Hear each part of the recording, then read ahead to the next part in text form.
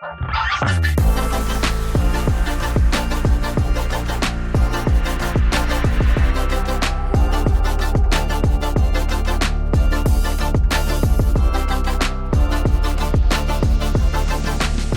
welcome everyone. We are here again in Adaptér, and this is Sociomapping. In an era where globalization and technology continue to weave nations more tightly together, understanding the unique characteristics and relationships of countries becomes not only an intellectual pursuit, but also a practical necessity. And therefore, the purpose of social mapping is multifaceted. Beyond the mere geographical political knowledge, this series aims to unravel the social, economic, cultural, and historical intricacies of countries. And by diving deep into individual nations, we hope to highlight the connections, disparities, and mutual influences that have shaped our global landscape. Every nation carries its story, lessons, and unique contributions to the global community. Through this series, we seek to broaden our perspective and enrich our understanding of these varied narratives. While our primary focus is to dive deep into individual countries, offering a detailed exploration of each different occasions, today's session presents an interesting twist. Instead of focusing on a singular nation, we turn our attention to the behemoth union of nations, the European Union and Europe itself, and the continental superpowers that drive its agenda. This topic might seem like a cuckoo's egg amidst of our usual country-centric discussions, but given the EU's unprecedented influence and its intricate interplay with member countries, it's a conversation that's both timely and important. So today our invited guests are Oszkó-Jakab Natália, currently the chairman of the Board of Trustees of the Hungarian Tourism Program Foundation, the director of Valley of Arts Festival, the largest multicultural event in Hungary, and also a beneficiary and leader, if I know, of a current Creative Europe project. She worked for the Ministry of Foreign Affairs and Trade of Hungary, the Open Society Foundations, and the Hungarian Cultural Institute in Brussels. And Rodrigo Ballester, you're a lawyer, an expert of international European politics, currently the head of the Center of European Studies at Matthias Corvinus Collegium in Budapest, former EU official, and you spent 16 years in Brussels, if I'm right, both in the European Parliament and the European Commission, notably as a member of staff to the Hungarian Commissioner Navracsics Tibor. So let's jump right into the middle of the story, and I'm turning to you, Rodrigo. Can you give us the context of the European Union? So how did the aftermath of the Second World War shape the need for such an alliance, and how did the European Union formed, and what is the historical context of where we are today? Thank you very much. Köszönöm szépen. Köszönöm a meghívást. The context is indeed very important. It's a classic. It's even a cliché, but it remains true. The context of the European Union, you cannot understand it without, really calibrating what a catastrophe the Second World War was. And also considering that the Second World War was a consequence of a very fake, false peace, ill-conceived peace after the First World War. And so there was a real motivation and intention to avoid at any price, future wars. So NATO is also responsible for the 75 years of peace. Also the cycles of history, but this one is pretty long. And this one has a charm because now you take it for granted, you will never ever imagine a war between France and Germany. But it's not so obvious. Look at, for example, Serbia and Kosovo. It was a long time ago, and still their borders are closed. Think about Morocco and Algeria. They never had a war, but they have no border. They are basically brothers in arms. And here we're speaking about two of the fiercest enemies that Europe ever had, the worst neighbors ever, who had basically 3 wars in 100 years, 1870, First World War, and the Second. And 10 years later, actually even less, 6 years later, they were able to agree on something. And in 1957, which is 12 years later, they even agreed on a big market whereby not only goods but also persons could circulate. It means that 12 years after the Second World War, German students could come to France to study if they wanted to. or a French lawyer could work in Berlin, West Berlin, at that time. And so, again, there's something miraculous there. And how did they achieve it? And I think the method is also very interesting. It was not through big political love declarations, It was not like, oh, we hate each other, but let's be in love again. No. It was a very pragmatic approach, small steps approach, politique des petits pas, as we say in French. And that worked. And so in 51, they decided to basically manage together two absolutely strategic materials by then, coal and steel. This is how it started. So it didn't start with culture, it didn't start with the defense, although you had some plans about it. It started with very pragmatic steps. Coal and steel, by then, were the materials, this is what you need to build weapons. So it's extremely strategic. And so it started with that, and it worked. And so it was 6 member states, and 70 years later, it was at some point 28, now 27 member states, myriad of policies, and actually a level of integration that went much further than anyone would have thought in 1951 or in 1957. But the question is, did it go too far? Did it go too far? And I think this is really the question that is now very much like like in the political agenda in the European Union. You see it through different echoes, but again, basically we started as an economic union.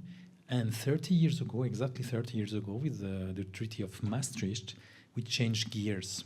And from economic, a little bit boring union, but that worked extremely well because it was also a prosperity machine. I mean, I come from Spain. Believe me, we felt it. But then they decided to go further and to make something political out of it. Was it a good idea or not? I don't want to give you a spoiler because we're going to speak about it, but I think this is really, really the question. Does too much integration kill the integration? I think this is the question. If I may react, coming from the cultural sector, the other question is whether being a cultural melting pot is a good thing or not, whether some might argue whether the EU would support the formation of some kind of European culture too much or not enough, or whether it should be a common policy or not at all. So there are numerous questions coming from a really pragmatic and a small step that the two really so kind of alienated nations could agree on, and came to something more complex and interconnected that we, I think, are going to have an interesting debate on. All right, we've jumped a few topics from the start. So when it comes to culture and society, let me ask you both a question. So as Rodrigo told us, the European Union started as a purely economic alliance. Now it's a completely different body. Or at least the goals and, if I may say, the values or the common values of the European Union has changed through the decades. When it comes to social perspective, do we have something as a European society? What are your perspectives on that? What are the differences and what are our common values amongst European nations, and what's the role of the EU and such an alliance in this topic? Well, coming from Brussels experience as well, just ask yourself a question. When you're asked about, when you're in South Africa, let's say, where are you from? You say your country.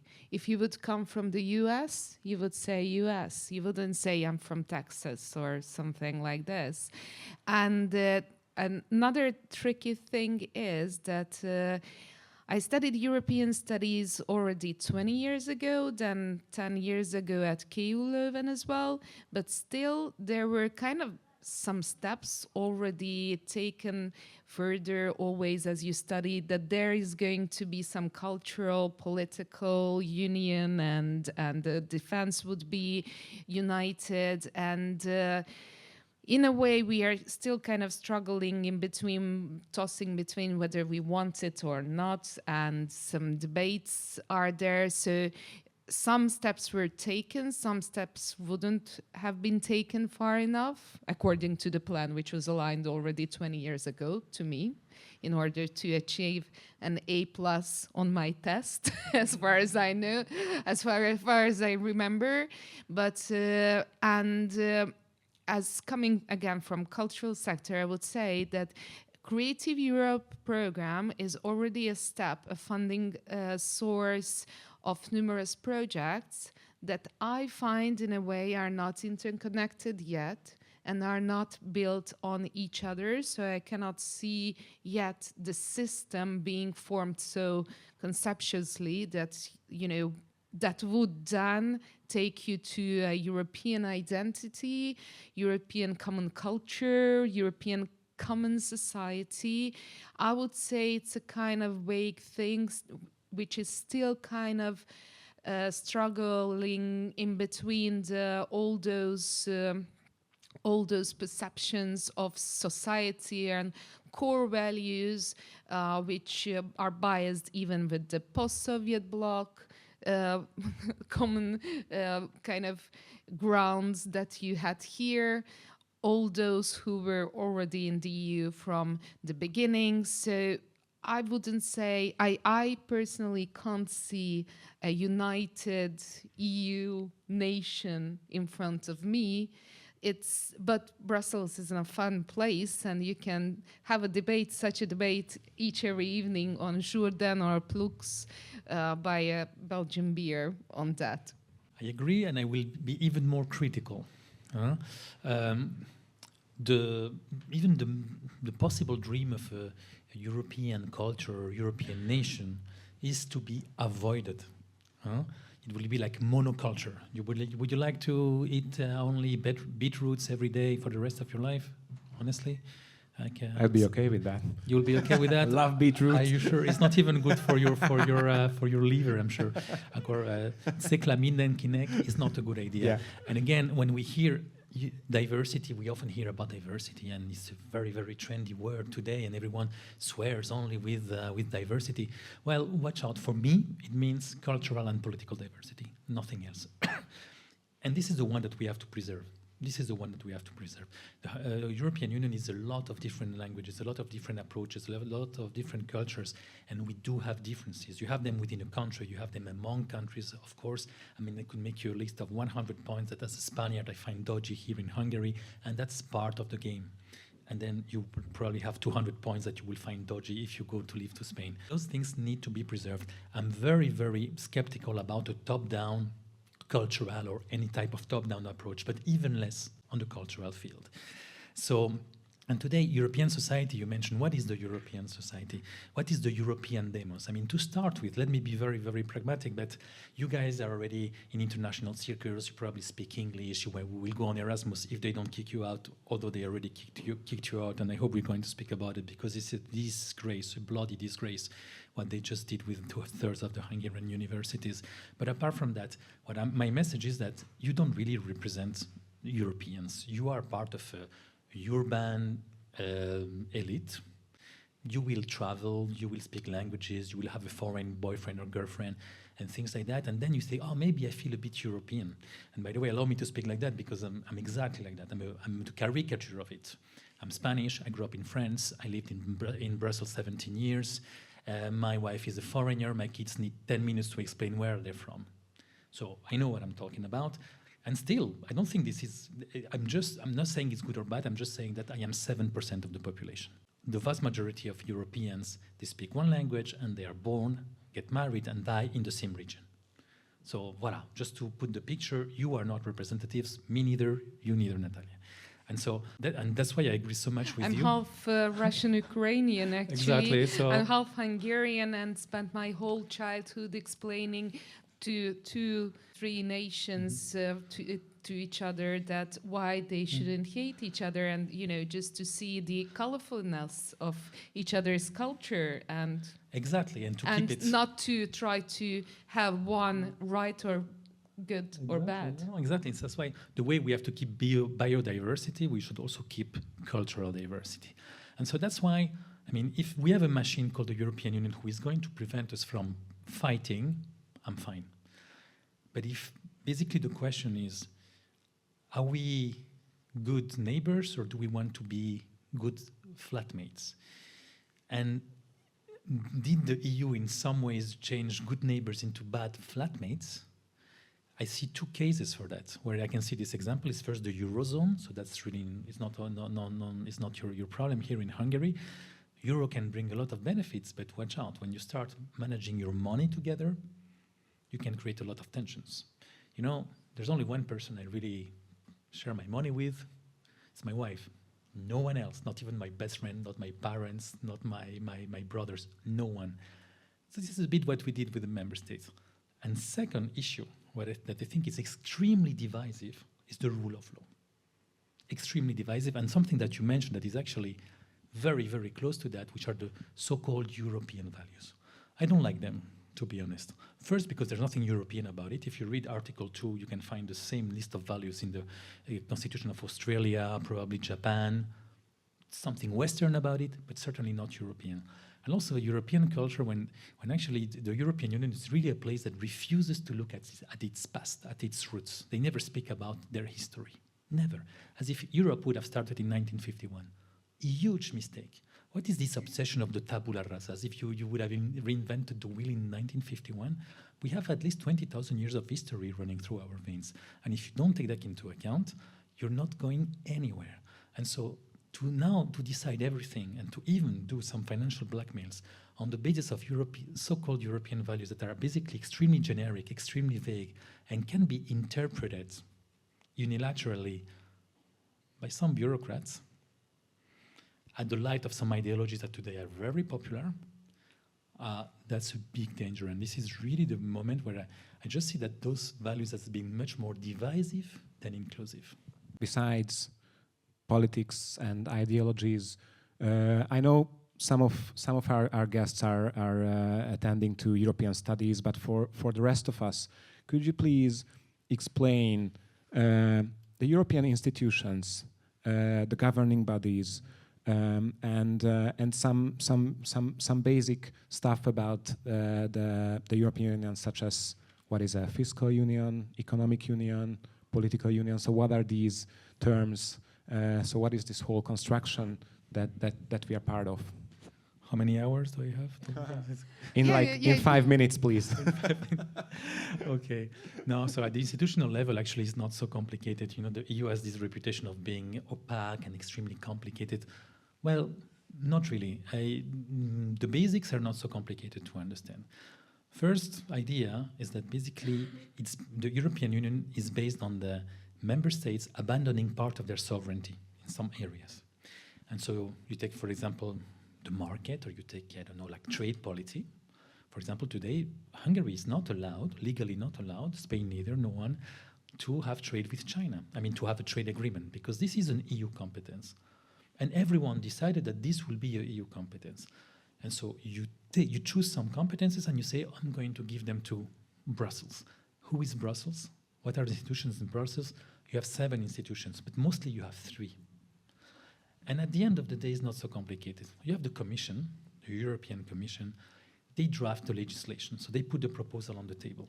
On the table of whom? Of 2 co-legislators, the Council and the Parliament.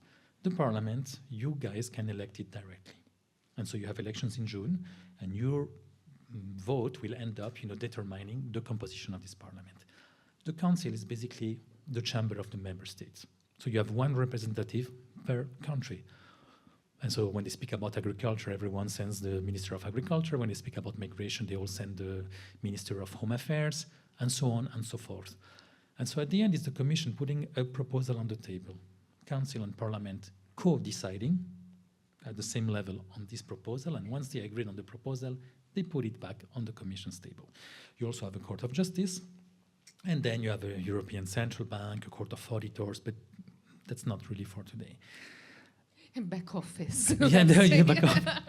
True. And then also speaking about the back office, what you need to understand as well is that apart from the law that I just explained you also need to read a bit in between the lines and really to understand where the power lies in Brussels.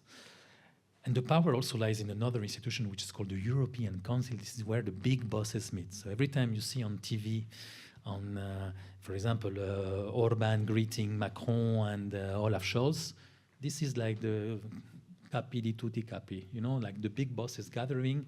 And those guys, if you want, are the captains of the European Union. They say we should go in that direction. They don't have legislative powers, but they say go west or go east or go north, and then the other three that I mentioned are going to put that on the table. But also, the Commission, I would say, has a big weight. Why? Because there are just many more than the others. How many people working in the European Commission in total with all their embassies? I don't know if you have a guess on that. 35,000 people. In the Parliament, it's like about 5,000, and in the Council, about 3,000. So you see, quantity matters, size matters. And at the end, when you have 35,000 soldiers, many more than the others, you tend to have more influence, you tend to be the expert, you tend to pull a bit the strings more than the others. And so that's why at the end, the Commission maybe is the big boy in the block, I would say. But otherwise, the functioning is not much more complicated than that. I didn't speak about the policies, but we don't have time. And just one golden rule of the European Union that is extremely important. It's based on this idea of abandoning sovereignty to member states, to the European Union. There is one rule, one article, Article 5 of the Treaty of the European Union, which is even well drafted. You can read it. It's I wouldn't say poetic, but it's not dead boring. And it says something very clear. Whatever competences that have not been explicitly given to the European Union belong to the member states. And for me, this is the golden rule. This is like saying that you play football with the feet and not with the hands, And I have the impression that no one cares about this rule anymore. They basically invoke it, but it's a bit like decorative, like a nice Ming jar that you have in your living room, but you don't use it. And this is a huge problem because most of the fights that we have today among member states is not so much a matter of values or a matter of, you have political fights as well, but is the EU becoming like a Porcivo of national competences? I think this is really the question. And the answer is yes, and it shouldn't be like that. Just to add up to the structure, the Commission consists of DGs, which are like Hungarian ministries, and they have heads that are coming from the member states. All the member states appoint one. We have one as well. And after the next term, we are going to have, so the elections are going to, again, give us a new composition of commission. The DGs and the competencies, the things they are dealing with are going to be reassigned as well. And from the cultural point, there was a big mess last time because culture wasn't explicitly put in any of the DGs from the beginning, then because with Mr. Navracic, it was with him, with sports and youth. And then for the next composition, there were no cultural words or any clues on culture, and then there was a huge debate, and then it appeared somewhere. And some institutions, EU bodies like EIT, even started to belong to DGs as well. Can you explain what EIT is? It's the European Innovation and Technology Institution. It's the first EU body that is here based here in Budapest. Most of the European institutions are in Brussels, but there are some with actually nice views. In Alicante, you have one on national intellectual property, and you have Alicante after 5 years can get a bit boring too. I love Alicante. Sorry, I just love that. And we had here EIT at Infopark at BME first, and now for a few years now we have a second one, the CPOL. And well, of course, the city that gets more EU bodies then becomes more and more important, because anyways, the decisions and networking would be somewhere there at the headquarters of this. And the other thing I just wanted to point out, because you talked about council, I'm really, really sorry that we don't have anyone sitting here from Belgium, because what important is about a council Can be the Belgian. because there is, as you've heard, they are the leaders, and they always have a president. But it's even better because when I have a clue that when they made up this half-year presidency rotation, then after a while they realized that, oh no, half year is just too short time. What are we going to do with that? It's just too short, but we don't want anyone to stay longer. Okay, let's make them form trios. And we have a nice Spanish presidency going on from 1st of July. From 1st of January, we have Belgium as the president, and then the third one, so from 2024 1st of July until the end of December is the Hungarian presidency, and together like this we formed the trio.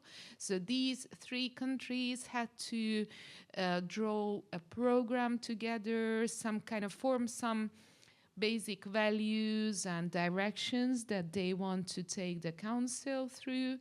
This is why now there are a lot of Spanish-related programs, not only cultural ones, but all the council and some working groups are happening in Spain. Then again, it's going to be, not much difference, but in Belgium, Brussels. But let's hope that not only in Brussels, but Ghent or Bruges, like really nice places, or they would go to the seaside as well. And from 1st of July of 2024 until December, you're going to see a lot of Hungarian presidency, cultural and non-cultural professional programs, working groups, delegations going on just around Hungary, because everyone would be dragged here for a meeting at least. And this is, I think, a really nice and important time to study about it. Last time and our first time was in 2011. Actually, at that time I just finished university, and there was a bit of part of it as well. And it was really interesting to see the beginning of the Spanish presidency in Brussels. I was at the opening. It was great and impressive. And to see how these three countries are now kind of for forever. It's like, an Excel sheet that's never gonna be changed. All these three are going to be presidents together for forever until the EU is the EU. Yes, well, that's true for the Brussels bubble. For experts, and otherwise, the relationships are not always very good in this among this trio. They come. The governments have very different political approaches. And in Spain, for example, now we have a very, very leftist government. In Hungary, obviously, you don't. Belgium is also. You never know what is the color of the government, because it's always a coalition of 25 parties. So you never really know. Or you don't. You don't have a government. Yeah, they're just running without the government. Yeah, they spend more than a year without a government. Yeah. We didn't spot the difference. So very different approaches indeed.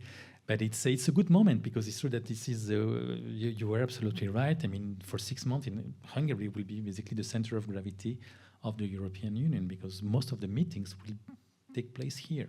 So it's very interesting. Just a little negative note on that is that you have now forces in the European Parliament, and even some scholars, academics, who are trying their best to make sure that your country is deprived from its presidency. So they want basically to confiscate the EU presidency. They want to say that Hungary is not worth doing it. It's not worth organizing it, which shows the absolutely hysterical level of politicization that you find in the European Union today, especially in the European Parliament, which really became a crazy house. I worked there 15 years ago. It was a totally different place, believe me. Now I don't recognize it. And so they are running now this very filthy campaign against one country, basically without even legal basis. They don't even have the right to do that, but they're trying already to stain the Hungarian presidency even 18 months before it even started. So this is a type of political sabotage that, again, in the name of values, especially in a moment where the European Union must be pragmatic, because look at the situation around us. Look at the situation around us. There is a war in Ukraine. Since last week, we have actually a much worse problem, with the terrorist attacks of Hamas against Israel and what is going to follow up. It's not the moment to try, to play childish games like this one, and they do. And no later than last week, you have some intellectuals here in presenting the reports on why Hungary should be deprived of its right to organize a presidency. Again, can we leave the childish games for better times, or even to put them under the carpet forever? It will be much better. We obviously know a lot about the Hungarian approach, and now we have some insights about the EU's approach.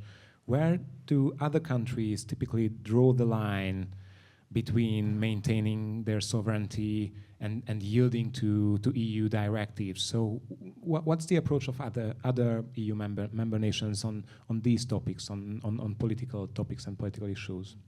Well, actually, all the countries are having a different approach and relationship with the EU.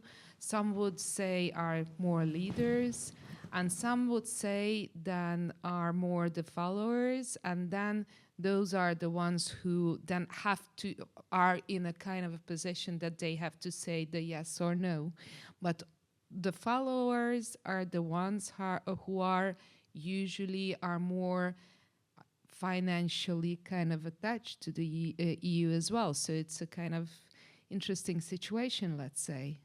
So the leaders are the ones who have the more money, and those then who have to say yes or no to some things are the ones who are in need of the money. Just if you think about it really liberally, then it's just an interesting situation again, just whether it's a partnership at the end of the day or not. Yeah, and it's not only the money, I would say, it's also the demographic size.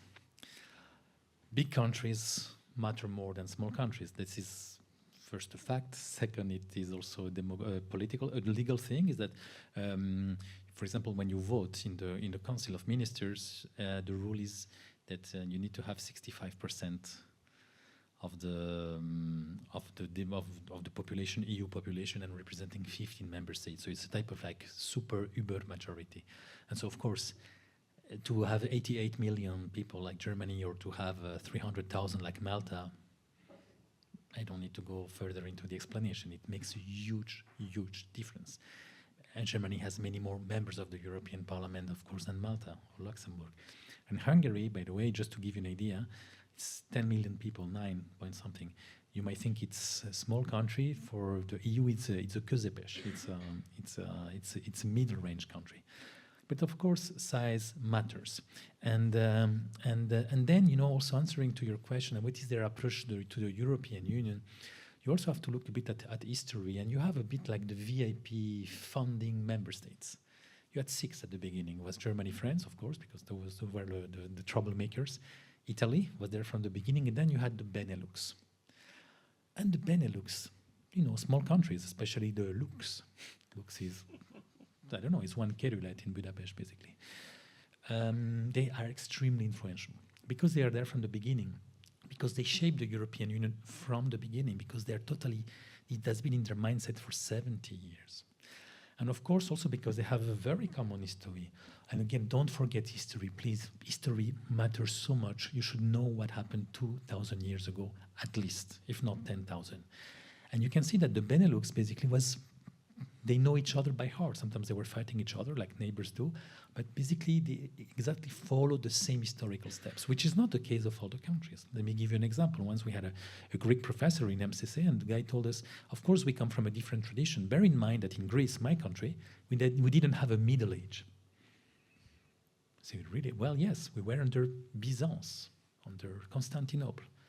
So that was the continuation of the Roman Empire. They didn't have a Middle Age the way we, Spaniards, Hungarians had. And so, of course, it changes everything. And also, there's another historical event that also very much defines, the attachment you have towards the European Union is, of course, the communism. And former communist countries, so Central and Eastern Europe, tend to be more attached to their national sovereignty. They are less inclined to give up too many things. They are more conscious of the importance, according to them, of the national frame. It's not the case, for example, of the Benelux. So maybe the Netherlands, but for example, Luxembourg is first a microscopic country, and then one that is basically populated by 50% already of foreigners. Belgium, which is a country we both know well, and I respect it. This is where my kids grew up. I mean, I'm not going to do a Belgium and Brussels bashing, but still it's a country that has been created artificially. And it's basically a three community, mostly two, Flemish and Walloons, basically Dutch speakers and French speakers. But it's true that at the end, this country doesn't even have like a chess federation in common. Not even a cooking federation in common, you see? No cultural policy and cultural funded projects together, only through like Beaux-Arts and the National Orchestra, and culture is a competency of three communities. Just imagine, no cultural ministry, nothing together. Yeah, so they have still a national football team, and Still? a king, and they have, like, for example, like the Belgium telecom operator, but not much more than that. And of course, for them, it's almost natural to become federalist and to merge with the European Union. Then you have countries like Germany, who depends, because Germany is really like the big player, the big elephant in the room. Now, especially with the new government, the current government, they tend also to be much more federalist. Then you have countries like Spain, for example, where I wouldn't describe it as a federalist state, but let's say there is a very positive a priori towards the European Union. For us, historically speaking, again, history matters. After the Franco dictatorship, we looked at Europe as if it was the El Dorado, not because of the money, but we wanted to come back to the European dimension, that we were an extremely important player for centuries, and then for a couple of centuries, we totally disappeared from the map. And so for us, it was extremely important to come back. And so we had a very positive social and political a priori towards the European Union, and we are a good student. We basically don't create troubles. And so we follow the flow. But it's less the case of Central and Eastern Europe. And of course, with two big examples, Poland, until 2 days ago, and Hungary. And but not only, because the other countries as well have a stronger sense of sovereignty, and also, for example, they have more conservative societies. And now that you have debates on moral issues, you can definitely see like the divide there between East and West. And also, let me tell you, and this is something that saddens me a bit, and Natália, tell me if you agree or not, but there is still a big complex of superiority in the West when they look at the East and Central Europe. So that you can even feel in some cooperational projects when you do EU projects together, which was for me as a liberalist in a core, really sad and disappointing thing to see. Exactly, and also, I mean, let's face it, Western Europe doesn't know almost anything about Central Europe and Eastern Europe. I mean, what does an average Spaniard know about Hungary? At best, goulash, Budapest, and goulash de Leves, I mean, Budapest, maybe Tokaj, and maybe Soboszlai, since he joined Liverpool. And that's it. he doesn't know anything. And then Sisi knows, and then he deducts from Sisi that basically Austria and Hungary were the best friends and they were in love ever after. Actually, this point gets back to us to the first question about whether there is a European society. I find history and cultural and literary studies really important. So if you want to form a European society, let's say, then anyone from one corner has to know a lot of things about the other corner as well, because that's why then you can find the common values, to see what's beautiful about each other, to keep the colorfulness of the whole stuff, not being kind of, just ignorant about the rest. And that's, I think, with the more thorough education, perhaps then we are going to be able, when we know about each other more, and not us from Budapest 11th, 12th or 2nd district, but let's say from Borsod region, guys would know a lot of things about guys from Andalusia or even Charleroi, the most beautiful place of Belgium. No, it isn't. Yes, so then, of course, if you conquer this whole educational kind of prosperity, I would say, then you can see with knowledge, through knowledge, what's common, to find some bridges, etc. Now, of course, as it was already mentioned, we have some elites that are traveling and having foreign boyfriends, girlfriends, and therefore through this Erasmus thing and through some other, traveling, because they have the money to travel, they tend to know about each other a lot, but I wouldn't say that it already formed a European society. Yeah, especially Natalia, since one thing is to have European bodies, and the other thing is to know a bit about the European history or the history of those countries. And basically, my message is much more direct. I mean, I totally agree with you. Let me just express it in a much more direct way. Please don't become bunkos with a great diploma in 1 square millimeter of your life. And that's the problem. So it's not even a European competence. It's just that you just have to make sure that you still read books, okay? I mean, don't watch only series. Otherwise, you're going to have to, your brain doesn't work for the rest of your life. Sometimes you can. Sometimes you can, but don't forget the books. Don't forget history. Don't forget culture. Don't forget history of art. And of course, there are common elements of a European culture. Of course, they are. And they're very simple. They're called Greeks, Romans, Jews, Christians, Enlightenment, totalitarianism as well. It was a very European thing. You need to know your own history. And for example, I think it's important for a Spanish, at least university student, to know what was that in the end of the Second World War, there was no liberation here. This is I remember debates among civil servants, among colleagues, when actually, in the European Union, they only wanted to speak about the crimes of Nazism. And then came a guy from Lithuania or a guy from Poland, Hungary, Bulgaria, and said, but guys, I mean, on the 8th of May 1945, for us, a second nightmare started. And then the Western world, really? I didn't know. Well, you should. This is basic, basically. So again, that's all that defines the level of attachment that you have to the European Union. So you have all the countries are more prone to have more integration, and the best example is the Eurozone. I mean, to have a common currency, believe me, that's really a high level of integration. As I told you, it really turns you into flatmates. You have to decide together about the money. Good luck. But there's also like a shared, I would say, all countries that join the European Union agree on the basics. And the basics, again, excuse me for being so pragmatic, but the basics are not the values. The basics are the 4 freedoms of the internal market. This is the cornerstone of the European Union. It's the fact that this microphone could circulate from any person can circulate from Budapest to Sevilla, the way it can circulate between Budapest and Debrecen. And that works. That's something we have to keep at any price.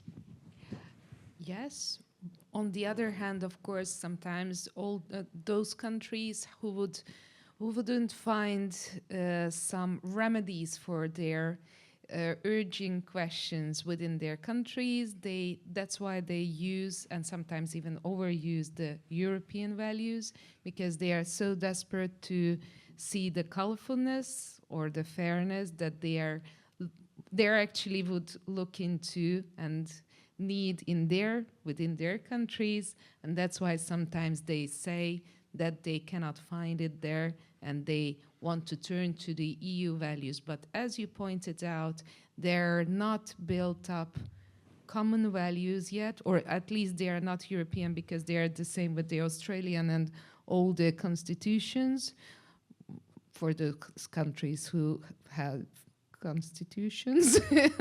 Perhaps some, let's say, have just directives.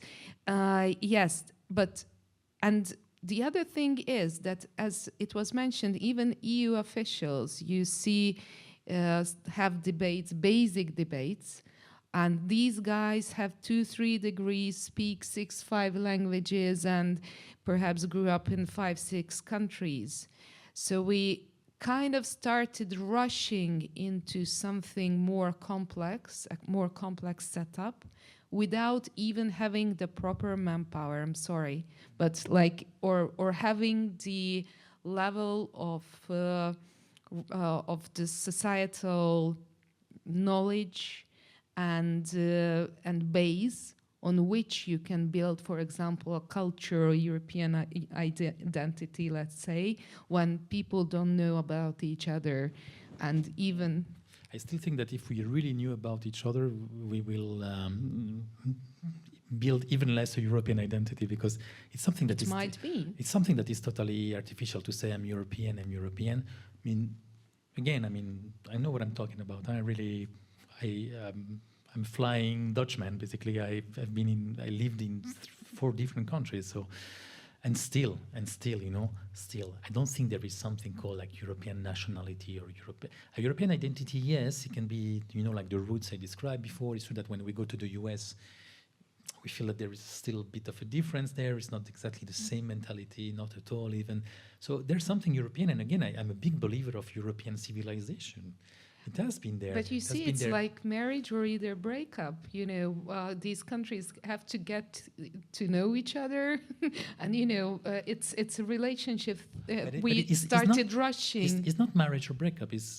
Are we friends or are we good neighbors or not? You don't need to get married. You only need to get married. Think families is the equivalent of nations, and then different families can be good buddies, good friends. So that's true as well. So that's the thing. This is the level of integration that we should keep. Otherwise, again, if families start marrying each other, we might be very good friends, but I will never share my money with you, for example, because again, it's something you only do within a nation, within a family. And so this is what I'm afraid. Again, that too much integration is killing the integration. And you have a lot of divides now, dividing lines in the European Union, and I prefer to avoid them. I think that we should stay together, and one way of staying together is precisely not to spend too much time together. So that's why I believe that leave so sometimes you believe nations alone. in marriage with 2 bedrooms now? No. But that's another question. But if we follow, Many say that if we follow this metaphor, artifact of a good marriage. No, if we follow this metaphor, I say that I would prefer to decide where I go on holidays alone, not with friends. Now we have a very good perspective about the dependencies of cooperation and whether if there is an existent European society or if there are any European values. You mentioned the free market earlier and the importance of free market. Comparability is a very important aspect of this series. So the goal for us is to be able to compare different countries, different nations, different economical, cultural regions to each other. That's the whole point of this series. So could we draw like a virtual map of Europe, but not on a cultural level, but on an economical level? So what does free market mean to European nations and the European states? what are the differences, economical differences between regions in Europe and European powers or European lesser powers in terms of like the differences between the West and the East, as you mentioned before. So could we just briefly go through different countries? Briefly go through a thing that I was studying for 5 years at international. Yeah. I know. It can be a difficult task. We learn also how to be succinct, and how to do summaries. I wouldn't speak about a free market. First of all, it's the internal market. Here, what matters is, free market has an ideological connotation. It's like liberalism. No, what we are speaking here about is that the fact that the European Union, those 27 member states, have no commercial borders among themselves. And by the way, for most of them, for the Schengen member states, not all of them are Schengen member states, but still, the majority, yes, you don't even have physical borders. So if you travel to Spain tomorrow, if you take your car once and you go from Budapest to Spain, you will cross Slovenia, Italy, France, and then you will go to Spain. It's a long trip, but you will never show your passport. Okay? Same thing with the products, same thing with the capital, same thing with the enterprises. It's indeed easy for K&H branch to be installed here, to set up here. It's also very easy for you to export. And for example, very concrete and real example, without the internal market, Hungary wouldn't be like the main factory of cars in the European Union. Basically, you are doing most of the German cars. You have Mercedes, BMW, Audi, of course, and Suzuki. Basically, I know it's Japanese, but once they're here, they're also like European products. A huge benefit for Hungary, a huge benefit. And this is really like internal market at its best. It's not always perfect. For example, Western member states are not very happy to welcome some of the workers from Central and Eastern Europe because they cost less money, they are cheaper on the market, and so they become a bit protectionist with that. But that's another issue, so we will need at least 1 hour to develop this one. But so you have this internal, but of course in this internal market you can have big elephants and you can have mice, you see, and maybe dogs as well. But basically you have elephants, and of course when you have too much power, you can easily eat the small countries. So you have to also to make sure there is a fair competition, and also that there is an opportunity for smaller and poorer countries to catch up. Who are the heavyweights in the European Union from an economic point of view? The heavyweights are, of course, Germany, although much less since 2 or 3 years, but it has been really in the last 15 years the hegemon, like the hegemonic power in the European Union. A very good economy, a lot of importation. Also, some claim that they benefited a lot from the euro, and so basically that allowed them to even develop a mercantilist approach, which is basically cheap, so very favorable exports, and also with very cheap energy from Russia, as you know. Nord Stream, Schröder, Putin, those things. Second on the list is France. France, serious industrial power as well. They're good with services, important agriculture, the most important one. A country that also tends to be a bit decadent from an economic point of view. They have very high debts, very high. I think it's 105% of their GDP. In Hungary, to give you an idea, it's 75. And for example, even unemployment rate in Hungary is lower than in France. And then you have some small countries that are doing very well from an economic point of view. And again, don't judge only countries from an economic point of view.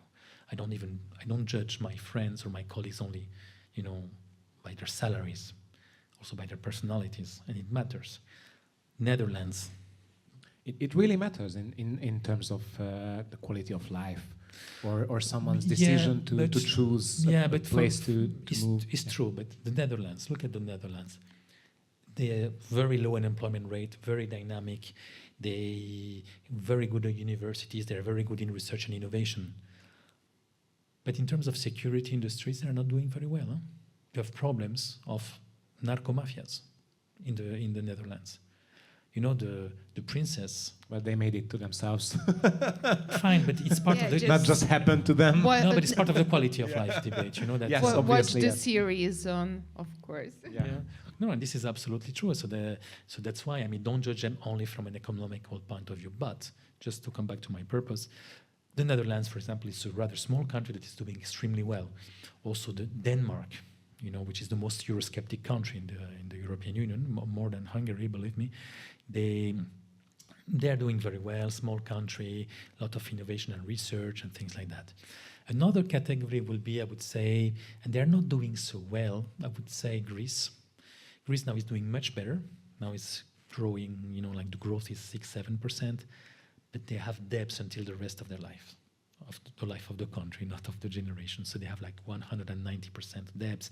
They owe a lot of money to the European Union, and it's a country that is traumatized by, the crisis of 2008. Italy is an interesting country because some say it's too big to fail. And it's a big country, it's huge, and also very colorful. Italy is not only pizzas and things like that. They have a huge industry in the north. They're very good. They have a lot of debts. And they suffered more than the others from the COVID, and they got much more money from the COVID funds than any other country, especially that Hungary and Poland, who didn't get anything. And so that makes you also very dependent on Brussels. When Brussels basically is holding your neck, from the financial point of view, you lose a lot of sovereignty. Spain is, again, somewhere in between. It's a country that's 15 years before the crisis was extremely well managed. We have very few debts. We're growing a lot. We joined the euro. But now I'm much, much more pessimistic. Why? In terms of debts, education in Spain is a problem. We have the highest unemployment rate of young people. I don't see they're very cultivated neither, to be honest. And also, the debt is starting to be heavy, very heavy, and it's becoming a country of civil servants. And that is extremely, extremely dangerous as well.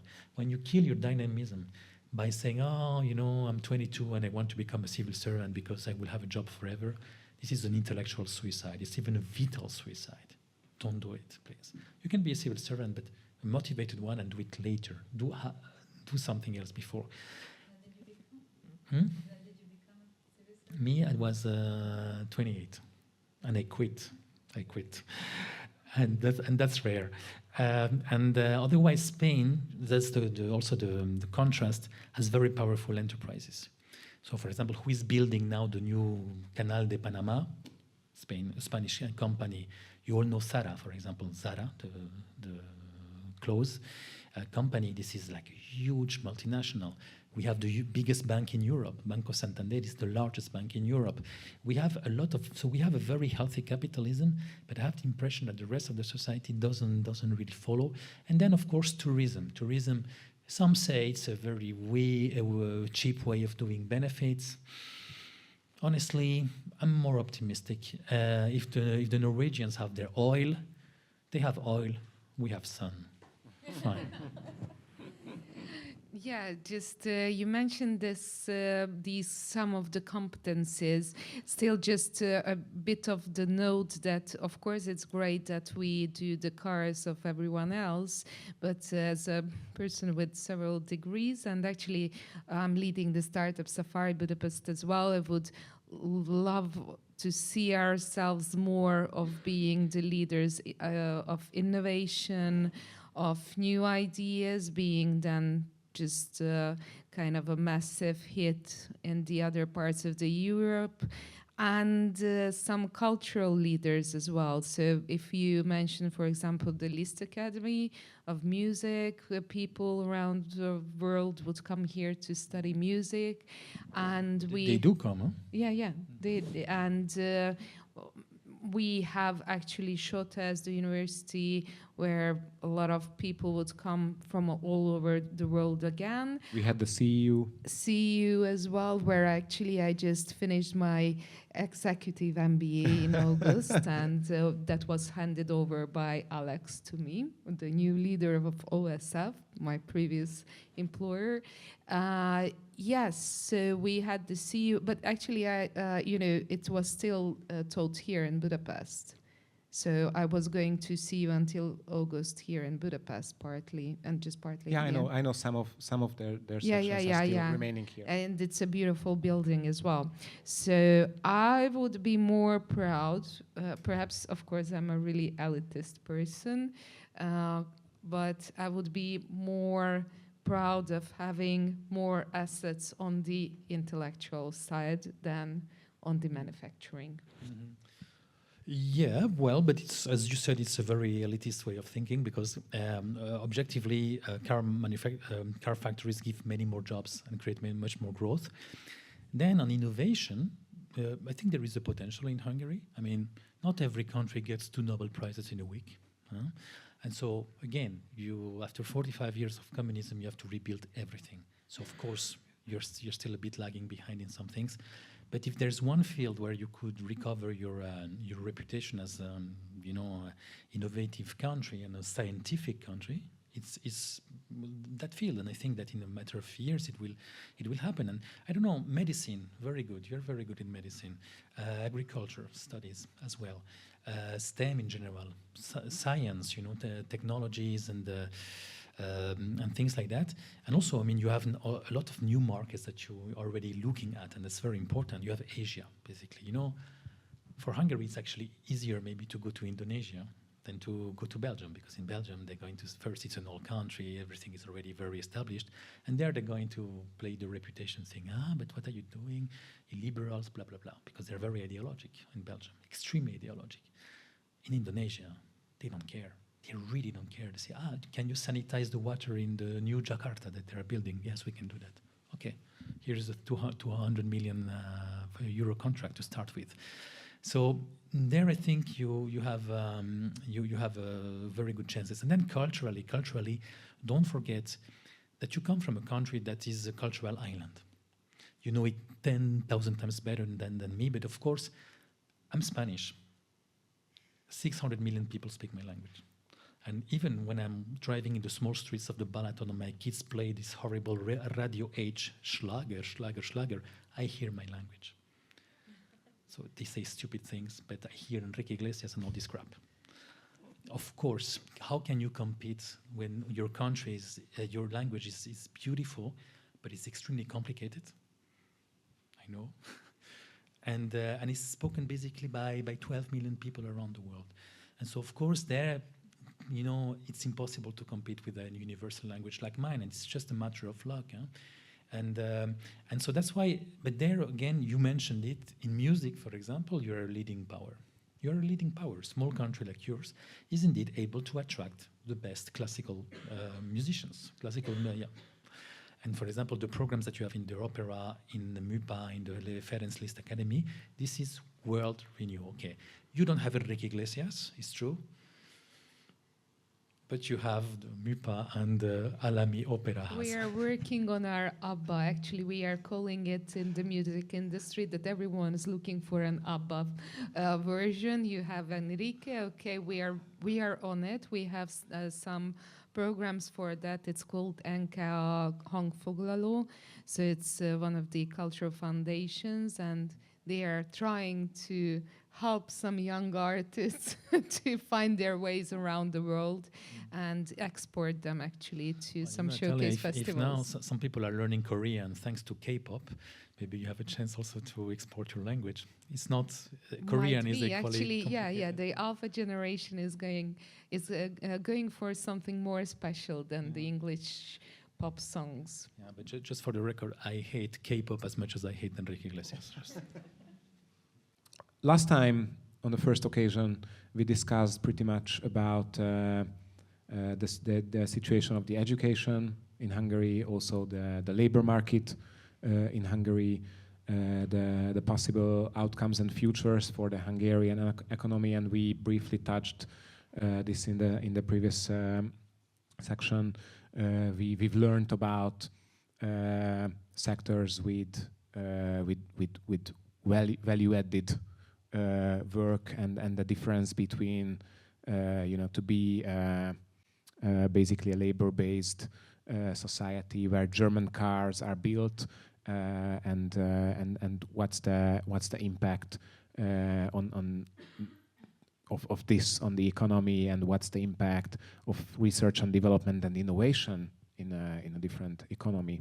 So I'd like to ask you to tell us a bit about the spectrum of the European countries.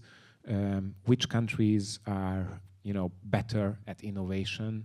What could be the background behind it?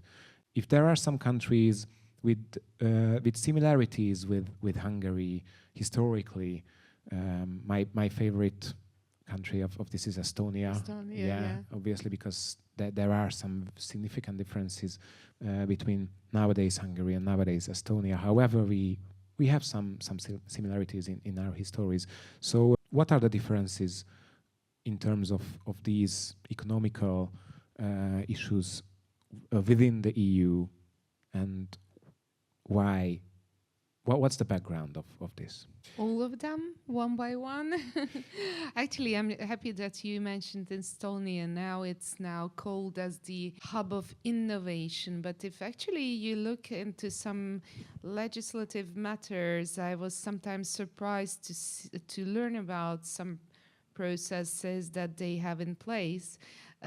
For example, when we visited Tallinn Music Week, perhaps you were there as well, we were taken to some governmental place where they showed us how their e-governance works, and it's really easy to operate with the less population, and to educate all the elderly people to have only one chip card where you have all your medicine, all the medical history, and all the data, and they say it's well protected. But I was kind of surprised to see that what they advertise about themselves, that you can easily form here a company, affiliation of any companies, and that you I have an Estonian company. Yeah. And but it's okay that you have one, but all Russians, Chinese, and US companies can have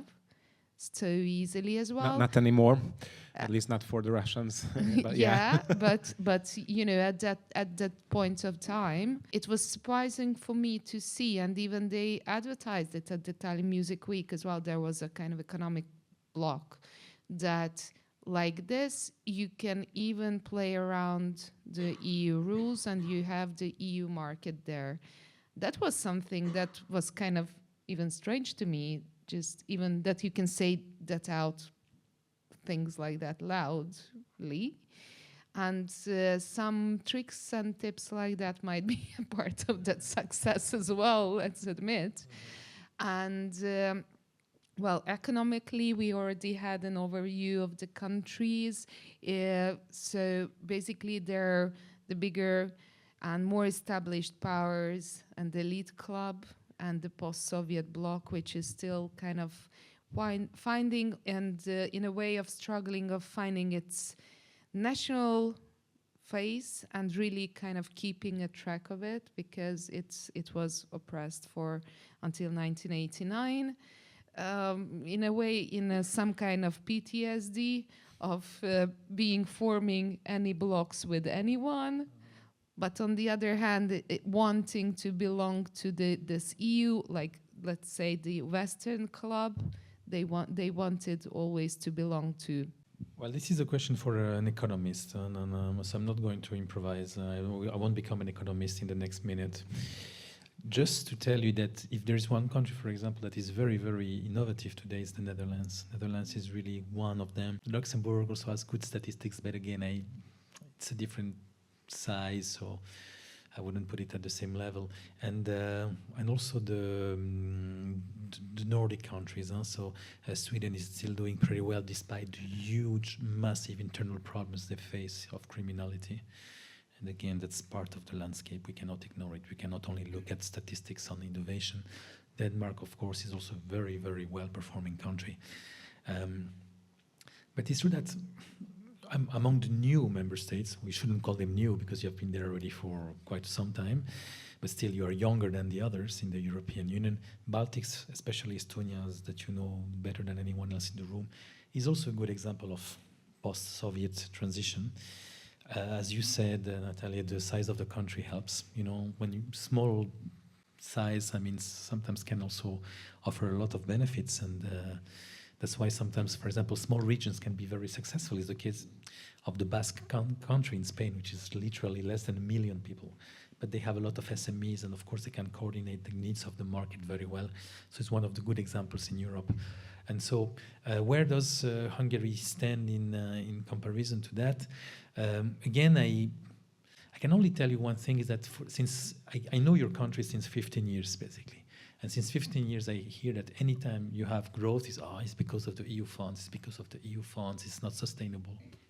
And 15 years later, I have to say that I have the impression that your country is well managed. From an economical point of view, again, if you look at some key statistics, I compare them to mine, for example. And also, it doesn't not only apply to Hungary, it's also Central Europe in general. For example, the Czech Republic today has already a higher GDP per capita than Spain. And 5 years ago, it wasn't the case. So Czech Republic is like a rocket. You know, their unemployment rate is even lower. They are a very dynamic country. So Poland is also doing pretty well. It's not one government or the other, but since basically 20 years, again, they are very, very much back into the first line, and they're able to invest in defense and things like that as well.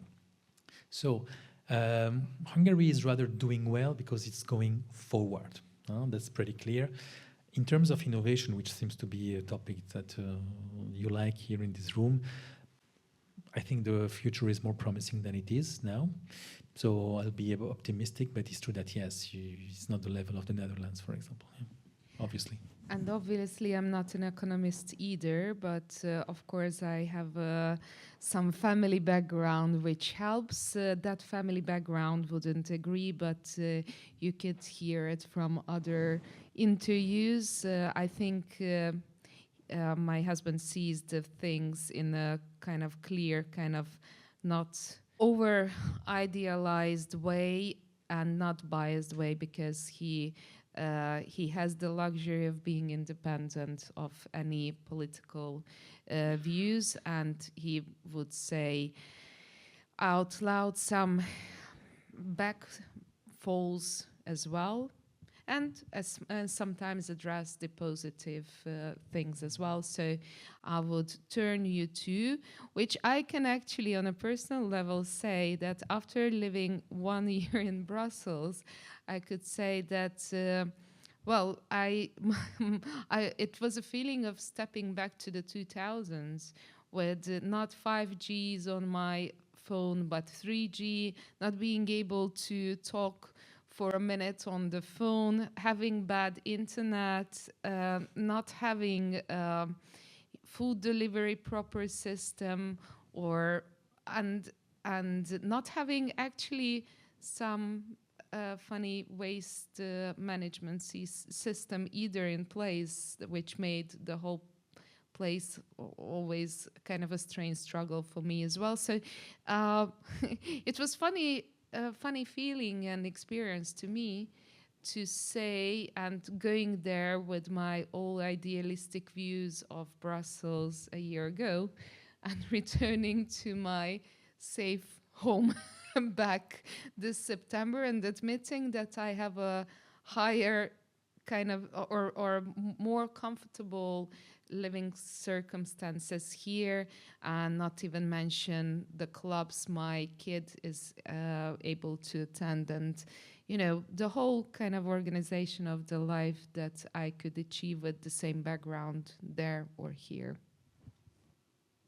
So it's just a personal note, and just believe me, I tried my best. I chose the best district of Brussels and tried best school and tried to produce the best achievable options there as well.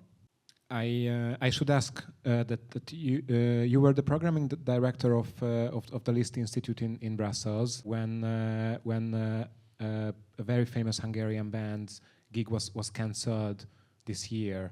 The band's name is Carson Coma. So can you tell us about this story? What is the relevance of this story? How is your responsibility comes into the picture So this is something that we should address when it comes to your past in Brussels. You see, here there is already a mistake. I wasn't the programming director. I was a director, which is purely an operational position. So we have 26 list institutes. Former name was Ballester Institute, over 24 countries. And now, since last year, before last year, they belonged only to the Ministry of the Foreign Affairs and Trade, and now they belong both to Ministry of Foreign Affairs and Trade and Ministry of Culture. So basically, when I found myself there, actually I applied for this position, I had some idealistic views. I found that it's more an operational thing of something that is more centralized. I had a lot of programs, a lot of colorful programs. We've been working with Budapest there as well, and a lot of interest. There was from Kis-Tibi to daughter of Begzoli, so a lot of colorful things. And I started every evening with a speech where I addressed that I think Hungarian culture is really colorful. You don't have to have the prejudice that you now have in Brussels, that Hungary is just something that you see from the news. So please just embrace this opportunity to learn about colorfulness of this Hungarian culture. You can see me here now, so I came back after this very moment you addressed. And of course, Carson Koma was the headliner of the Művészetek Völgye, the Valley of Arts. I'm not only the operational or, operational manager, director of, but truly a programming director, where I have a responsibility and the possibility to shape the program and shape it as colorfully as possible, from national folk dances until Carson Koma. That's what I truly believe in. As just to get back to address, I'm half Russian, Ukrainian, and half Hungarian. And this is something that really shapes my mentality. I truly believe in colorfulness, even beyond to a point that no one kind of understands. And, I seek the places where I can do so. That's it. So we are based now in Budapest. And I can now perhaps some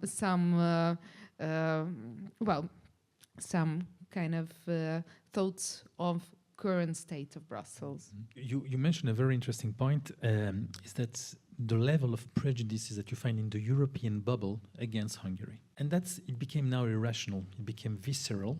And so one of the sources is indeed that when you only read one specific newspaper, or at least only from one specific point of view, which is definitely the case of the bubble, you get to that result. It's also due to and we discussed that before, to a certain lack of culture of bureaucrats. They're very good lawyers, specialized economists, but do they have a Renaissance approach to culture? I have my doubts.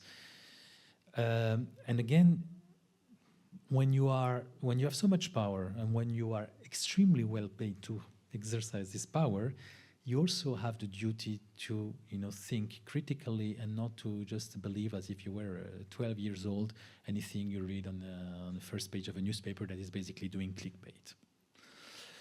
And at the end, it's true that it's a bit frustrating and sadly ironic to see that some mandarins always preaching the virtues of tolerance and diversity and inclusivity, they have no problem totally excluding and stigmatizing one specific country.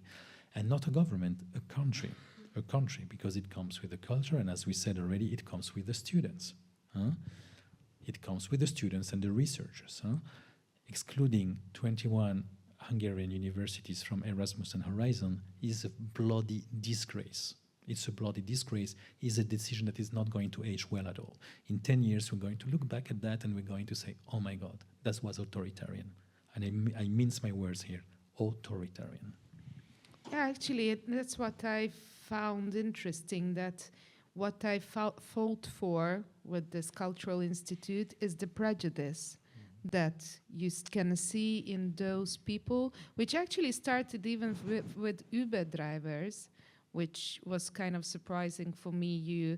You know, in Brussels, as a culture melting pot, it's always the first question, where are you from? And then there is a Senegali guy and starting preaching you about how it is Hungary and what they read about it, and it's something that He was preaching about gender equality, probably.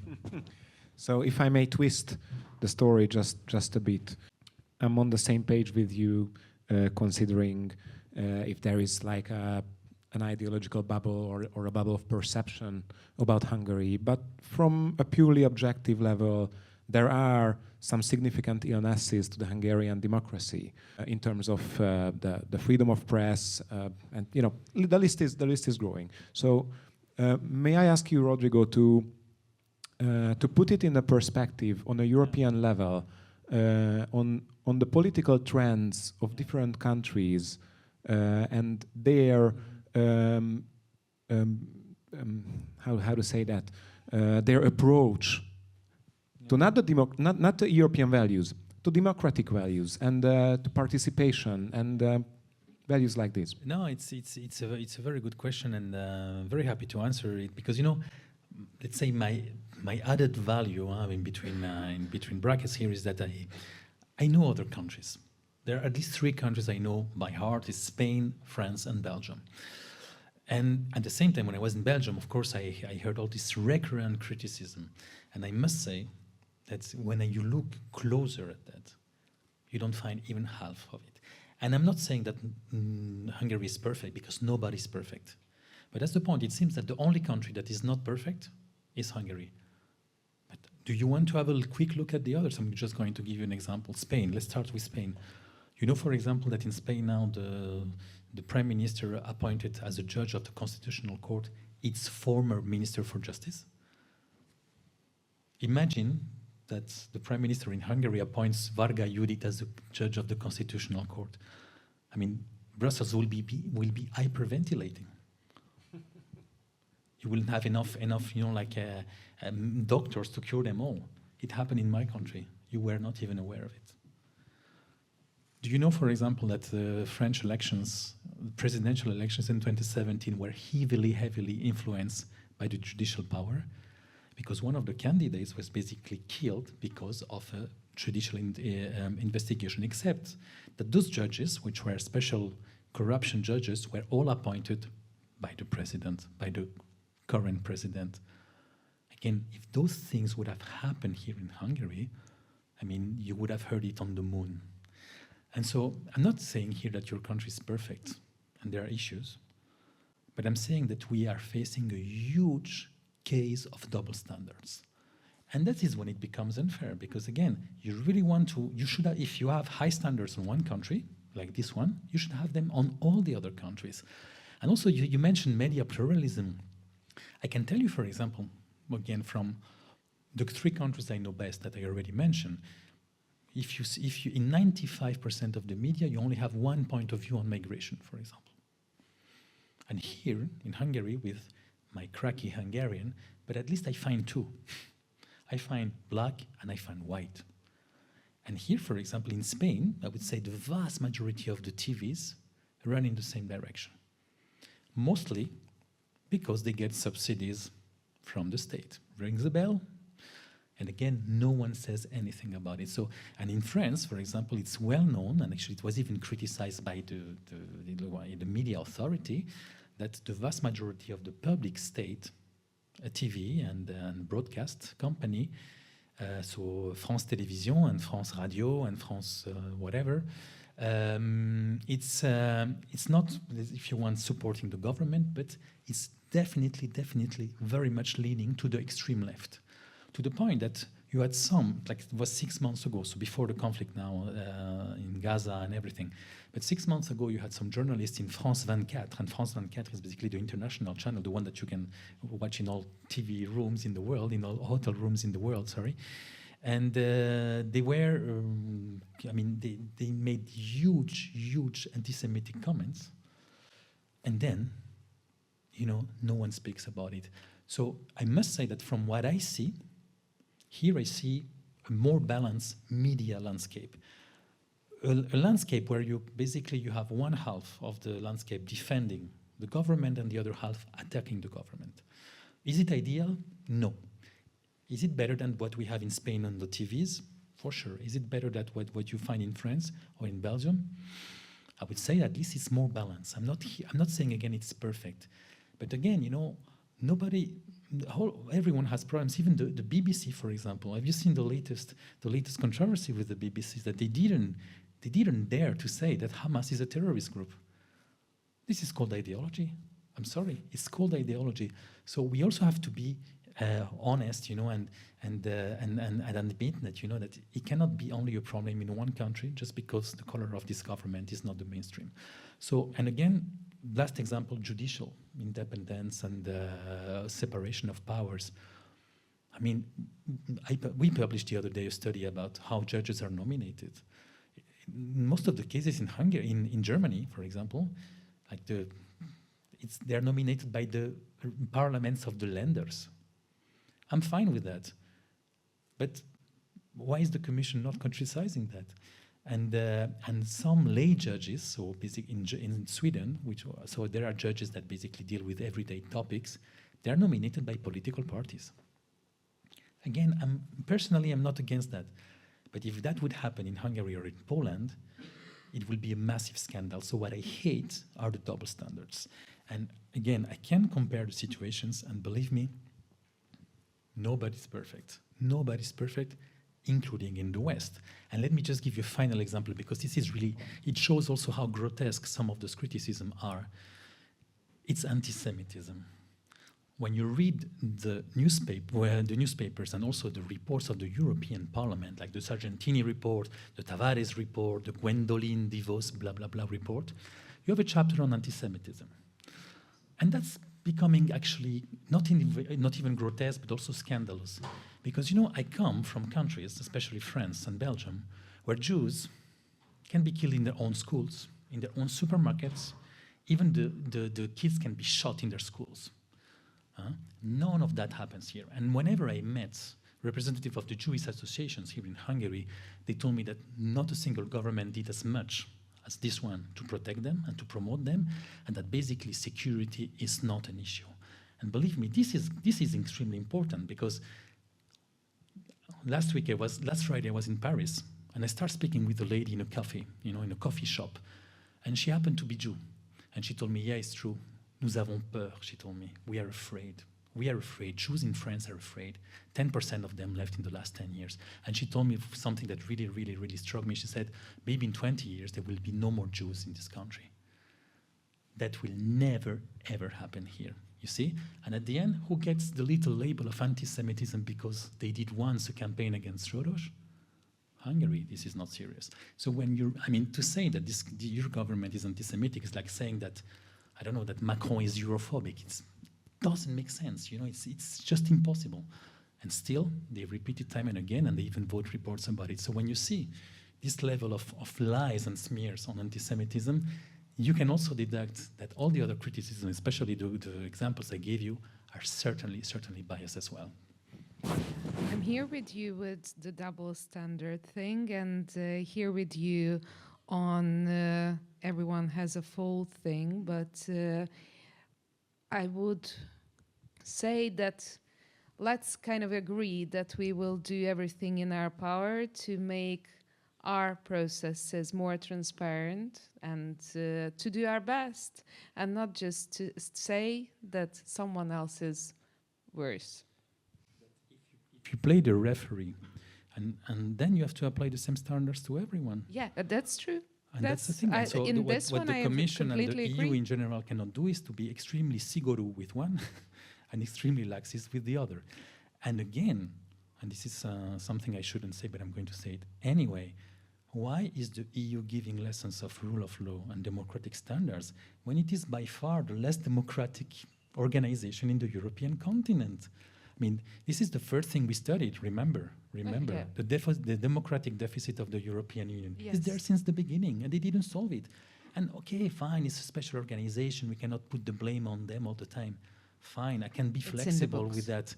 But so basically you have like the ones who can be criticized the most, who just like that, by art of magic, became the referees.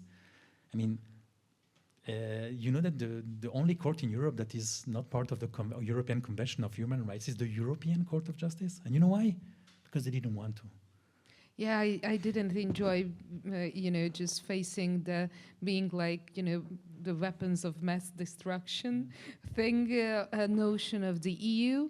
But let's admit, it's better to work on the better and more transparent processes. However, I know that the double standards sometimes give us obstacles. But one more addition, also we have to work together to improve, true, but always within our respective competences. And again, I'm still looking for a competence of the European Union to decide on the judicial power in Poland, for example. I don't see it. I'm looking for a legal base. I'm a lawyer. Sometimes I'm a bit I'm a bit rational. I try to, did somebody give them a mandate for that? And the only thing I find is Article 19.1, where they say nothing of that.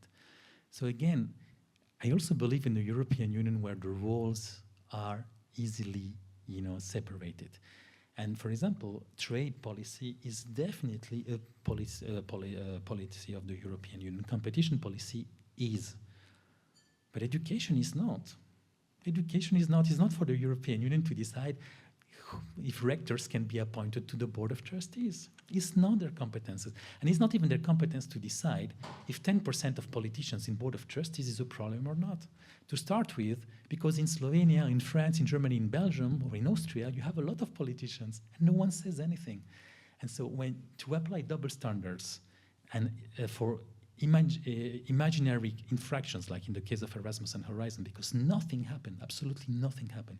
It's just in case. Imagine, Natália, that I start calling the police now just because I really believe that you're going to steal my watch in 10 minutes. Huh? And then basically they arrest you, they punish you for something that I think you might have done.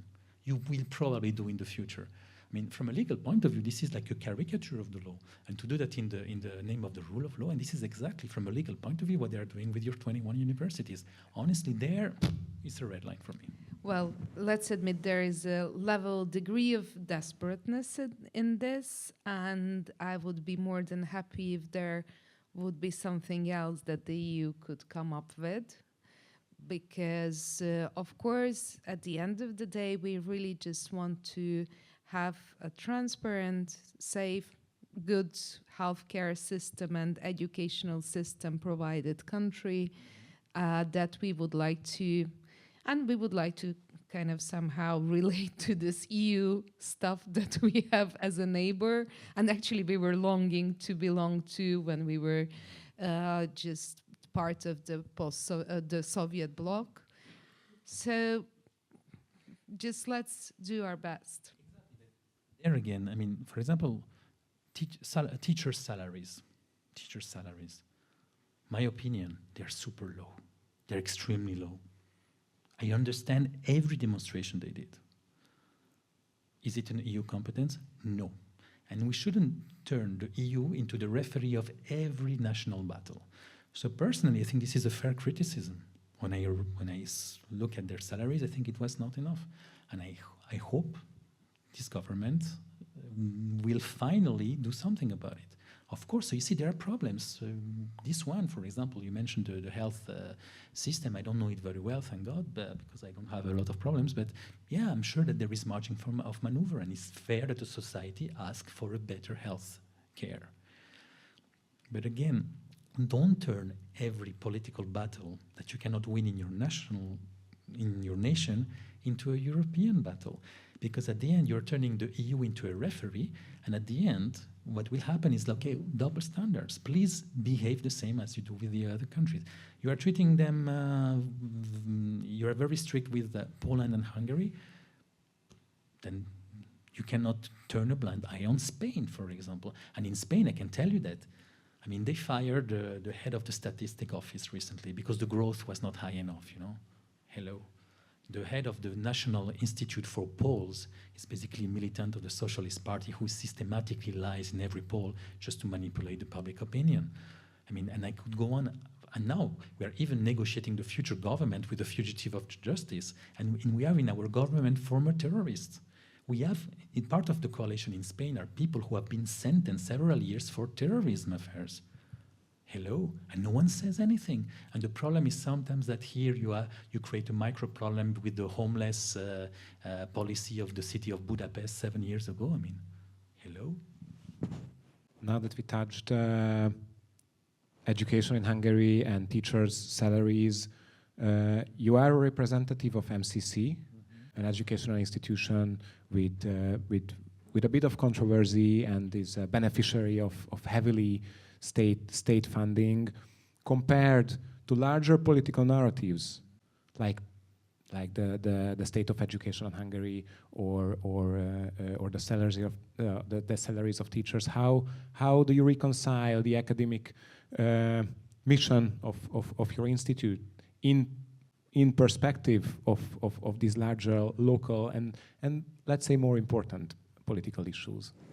Yeah, no, again, this is a controversial question, and I'm happy that we speak about it because there's not an inch of cancel culture in this room, I hope, and we didn't come here to bite our tongues and not to speak about difficult topics. Here, honestly, I'm going to tell you what is the situation in Western Europe and in the Western world in general. Because again, you shouldn't confuse the exception with the rule. And the rule is that you have a cultural hegemony for decades already in higher education. In France, again, a country I know well, all the big, for example, have you heard about Sciences Po Paris, this Institut de Sciences Politiques de Paris? I was teaching there for 14 years until I started in MCC, and then, oops, suddenly I was not invited anymore. Whatever. Can you introduce Sciences Po to the other, if there's someone who doesn't know the university? It's the leading institute of science, of political science in France, and it's basically the place where almost all the prime ministers and the presidents studied in the last 50 years. It's like the Eton of France in a university level. It's a good comparison indeed, and it's true that even look at even like the big universities like like the Ivy League, Harvard, Stanford, Berkeley, all those places. Since decades already, they are extremely ideologic, to a point that for decades already, professors who are not liberals, who are not even woke, and you are familiar with this term, I guess, are systematically cancelled. Even a lot of leftist university teachers. I'm going to give you a concrete example. Somebody who came to MCC with us is called Peter Boghossian. I like him very much. Peter Boghossian is a guy who is definitely a leftist. But he's not a woke. So he still looks at facts, you know. And he's a guy who was teaching in the University of Portland. And what he did at some point with some colleagues to show that a lot of the studies of social science, and especially gender studies, it's academically bullshit, he started writing fake articles. Like totally fake, but that thick, you know. And he was published everywhere. He did something, for example, once that was called the penis as a conceptual reality. Another one was something like the influence of white supremacy on the rape culture of dogs in Brooklyn. Sounds like a Vice article. Yeah. Well, it's a Vice article developed in 50 pages and was published peer-reviewed everywhere. When they discovered that those three friends were doing that, the guy basically, I mean, he was harassed in this university in Portland. He told me here that he couldn't even go to the toilets without finding a big poster, Peter is a Nazi, for example. And when he came here for the first time, the guy was traumatized because he suffered a lot from that. And you know what? 6 months later, I invited a French journalist from Le Figaro, which is the biggest newspaper in France, and he interviewed a lot of people, including Peter. And he opened his article with a sentence of Peter Boghossian saying that I've never felt as free as I felt in MCC or basically my job, was to go anywhere in Hungary to speak about whatever I want without anyone asking anything. So, if to bring a bit of political and balance and a bit of intellectual diversity, still in a proportion from 1 to 20 or 1 to 50, even in Western Europe, if the price you have to pay for that is the government correcting this huge, massive, and anti-democratic unbalance that you have now, at least in the academic planet in the Western world, if the price to pay is indeed for the government to intervene and to take an active stance to also promote other points of view, I'm absolutely, absolutely fine with it. And also we are speaking about an institution that is totally meritocratic, no one pays, basically. That is in 27 centers. So I'm also happy that it's not only for the people in Buda. I mean, I enjoy going to Miskolc, and we have very nice students there who would have otherwise have no chance in life. And they just need to be right. And I can also confirm you that I'm very happy when I'm teaching my course on European Union. I'm happy about two things. First, that half of my class is very diverse from an academic point of view. I have a financial studies, a historian, business, and lawyers. So very diverse.